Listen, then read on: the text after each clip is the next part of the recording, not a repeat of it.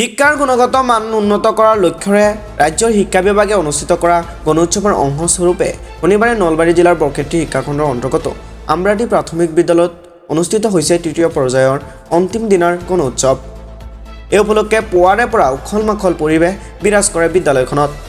বিদ্যালয়ৰ গণোৎসৱৰ বহিত মূল্য হিচাপে উপস্থিত থাকে পাঠশালা নৰেশ্বৰ ৰনা উচ্চতৰ মাধ্যমিক বিদ্যালয়ৰ শিক্ষক বিষয়া বসুন্ধৰ কুমাৰ দাস। বহিত মূল্যায়নগৰাকীয়ে বিদ্যালয়ত পৰিৱেশ দেখি অভিভূত হৈ পৰে। বিদ্যালয়ৰ ছাত্ৰ ছাত্ৰীৰ সংখ্যা কম যদিও শিক্ষাৰ মান উন্নত বুলি কয়। মূল্যায়নগৰাকীয়ে বিদ্যালয়খনত অধুৰ ভৱিষ্যতে ছাত্ৰ ছাত্ৰীৰ সংখ্যা বৃদ্ধি হ'ব বুলি আশা প্ৰকাশ কৰে। পৰীক্ষা নিৰীক্ষক হিচাপে উপস্থিত থাকে বামুণবাৰী উচ্চ মাধ্যমিক বিদ্যালয়ৰ শিক্ষয়িত্ৰী স্বৰূপী ৰাজবংশী।